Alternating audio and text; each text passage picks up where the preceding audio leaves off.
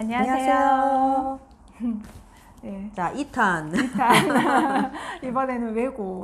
외고. 외고 어떤 애들이 주로 가요? 그러니까 보통 요즘에 외고 선발 기준이 영어만 봐요, 요즘에? 영어만 봐요. 영어 내신 네. 보고 그 다음에 세트가 안 보고. 세트가 안 봐요? 세트가 안 봐요. 그럼 뭐 봐? 그러니까 영어 내신 성적하고 그 다음에 창의적 체험 활동이라서 자율활동, 진로활동, 봉사활동은 이제 거의 없었지? 동아리 활동, 그리고 자유학기제 활동.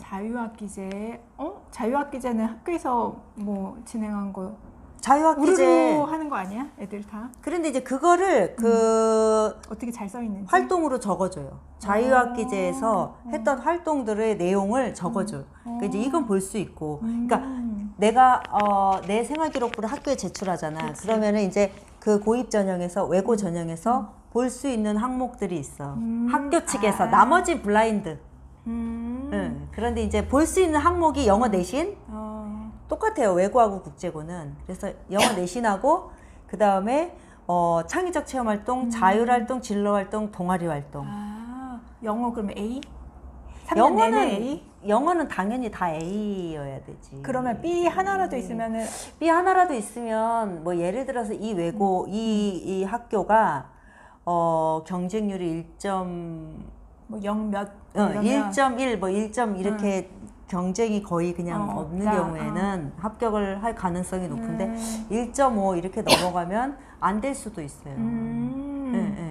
그래서 영어 내신을 보고 이제 영어가 다 똑같아. 다 동점일 경우에 뭐 다른 성적들이 다 동점일 경우에 그러니까 뭐 서류 점수가 다 동점일 경우에는 면접 다 이제 똑같이 A야. 영어가 다 똑같이 A예요. 그러면은 국어 성적을 봐요. 국어? 네. 와. 국어 그 다음에 국어도 똑같아. 그러면 이제 사회 순으로 봐요. 영어 성적만 중요한 건 아니네. 그런데 외고가 이제 예전 같으면은 막 한 2대1, 3대1 뭐 많을 때는 5대1, 6대1까지 갔을 때는 이게 엄청 변별력이 있으나 지금은 이제 외고가 보통 한 평균 1.5대 1 정도 되잖아요. 그러니까 외고가 1.5대 영어 성적에서 좀 많이 갈리는 경우. 영어 성적 국어까지를 넘어가지를 않는데 현실적으로. 그런데 이제 선정 기준은 정해놔야 되니까 그 다음 과목은 국어고 그 다음 사회입니다 이렇게 정해놓는데 실질적으로는 여기까지 이렇게 가지는 않아. 외고도 근데 들어가면 외고는 오히려 정시보다는 수시 쪽이죠. 그 특목고니까 이제 교육과정 자체가 학생부 종합전형에 좀 최적화된 왜냐면 전공 적합성이 뚜렷한 애들인 거잖아요. 뭐지? 80시간씩 막 뭐 72시간씩 전문 교과를 들어야 돼요. 외국어 플러스 전공어가 72단위 이상 들어야 되는데 그게 비중이 적지가 않은 거지. 그럼 외국어가 영어 플러스 그러니까 뭐 이제 스페인어 전공이다 그러면 스페인어 스페인어. 72시간 막 이런 식으로. 영어하고 스페인어가. 엄청 많이 한다. 그러니까 기본 영어 말고 이제 심화 영어가 그렇고. 그러면 진짜 거기는 영어를 잘해야 돼. 어학에 힘든 애들은 가면 안 되겠다. 그렇죠. 외고를 가야겠다 선택하는 애들 중에서 저 중학교 영어 다 A예요. 이렇게 해서 그래서 내가 거지. 영어를 잘하니까 나는 외고를 갈 거예요. 이렇게 이제 얘기하는 중학교 학생들이 많은데 중학교 성적에 다 A 등급이라고 해서 외고를 선택하는 거는 좀 조심해야 돼요. 절대 아시잖아요. 특히 영어는 A 등급을 정말 많이 주는 과목 중에 하나예요. 이상하게 50%까지도 50, 60까지도 영어는 A를 주기 때문에. 그리고 외고에서 영어 내신은 굉장히 어려울 것 같아요. 문제 자체가. 그렇죠. 그래서 그냥 중학교 때 그냥 본문 외우고 뭐 점수 잘 나오고 이러면 안 될 것 같아요. 그리고 이게 학종의 학교잖아. 학종으로 대학 가겠다고 오는 학교이기 때문에 비교과도 중요해요. 영어 관련한 활동이어야 될 거 아니에요. 영어나 외국어 관련한 심화 활동이어야 될 거 아니에요. 그러다 보면 당연히 내신은 난이도가 높을 수밖에 없고 과목조차도 다 심화 전문 과목이기 때문에 그걸 잘하지 않으면은 내신에서 일단 딱 걸리는 거죠. 그러면 외국에서 살다 온 애들이 유리한가? 또 그렇지는 않아. 그렇지 학교별로 않아? 다른데 약간 경기외고 같이 조금 같은 외고 중에서도 조금 그 IB 과정이 있잖아요. 그쵸. 그런 애들이 좀 유리한 학교가 있는데 뭐 보통 공립 성남 외고나 이런 공립 외고 같은 경우에는 그냥 일반고 그 고난이도 문제 정도래요. 그리고 한국형이래요.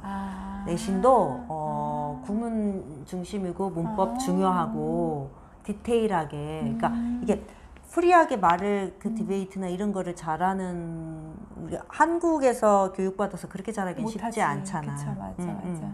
근데 또 외국에 나갔다 온 애들 특징 중에 하나가 이거는 문법이 안 잘 돼. 되는데 문법이 안 돼. 아주 디테일한 거가 좀 한국형이 어렵잖아요. 오히려 아니 문법도 보면은 이게 답이야. 근데 왜 그게 답인지 설명을 못해. 그래. 그러니까 이걸 두 가지를 사실 다 갖춘 학생은 흔치 않죠. 맞아요. 그런데 이제 학교 성향별로 이제 완전히 프리토킹 이런 것들이 편한 애들은 뭐 경기예고 같은 데는 그러겠네. IB 과정으로 가면 굉장히 이제 역량을 발휘하는 거고 그러면 그것도 외고도 학교별 특징이 좀 있겠네. 그런 걸 찾아봐야겠어요. 학교별로 특징이 있고 그걸 보는 방법 중에 하나. 내가 외고에 가서 영어 내신이 A라서 그것만 믿고 외고나 국제고 가지 마시고 우리 애가 영어를 이 정도는 하면 가서 살아남겠다 하는 기준. 그게 뭐예요? 그 기준이 저는 IBT 토플 보라고 하고 싶어요. 토플. IBT 토플이 뭐냐면 말하기, 듣기, 쓰기, 읽기를 이제 고르게 평가하잖아요. IBT 토플 그냥 어려운 거. 어려운 시험. 근데 이제 IBT 토플이라는 게 말하기, 듣기, 쓰기, 읽기를 고르게 다 평가해. 그런데 이게 원래 IBT 토플은 미국 대학에서 학생을 외국인 학생을 선발하기 위해서 영어 능력을 측정하는 거기 때문에 거기에서 뭐 한 90에서 100 이러면은 그냥 가서 영어 수업을 들을 수 있대요. 미국 대학에 가서. 그러니까 그게 굉장히 객관적인 기준이 되는 거야. 중학교 영어 내신은 객관적인 기준이라고 볼 수가 사실 없는 거지. 그러면 토플 시험을 한번 보고 그러면 그렇죠. 몇 점 정도 되면은 외고 가서 괜찮을까요? 외고, 국제고 외고 정도 가려고 하면은 100에서, 그러니까 120점 만점이라고 하니까 100에서 110 정도면은 그냥 우리 애가 가도 돼. IBT 토플 성적이 100에서 110 정도 나온다라고 하면 굉장히 우수한 거고, 그치. 이런 학생은 가서, 외고나 국제고를 갔을 때 내신 성적, 내신 플러스 비교과, 영어 관련 비교과 활동을 하는데 할만하다. 문제가 없다라고 보시면, 그래서 그걸 통해서 우리 애가 한 최소는 90은 넘어야 되고 110 정도 성적을 받았다 그러면 그냥 편안하게 그냥 가서 내신은 잘하겠다 생각하시고, 그런 성향이라면 또는 진로가 그렇다면 외국 국제고 가셔도 돼요. 근데 절대 조심하셔야 될 거, 중학교 A 믿지 마라. 중학교 영어 내신 올 A이기 때문에 외고 가야지, 이거는 조금 고민을 해보셔야 되는 부분이다. 그러면은 어쨌든 A여도 IBT 토플 한번 보고 적어도 100점 정도는 나와야겠네. 그렇죠. 그 그래서 정도는 그걸 나오면 잘하는 확인해보고, 거예요. 괜찮으면 가도 경쟁력이 있겠다. 근데 이제 뭐 외대부고나 또 그 뭐 좀 센 외고 있잖아요. 그런 외고들은 탭스도 한번 봐보면 좋아요. 내신을 대비해서.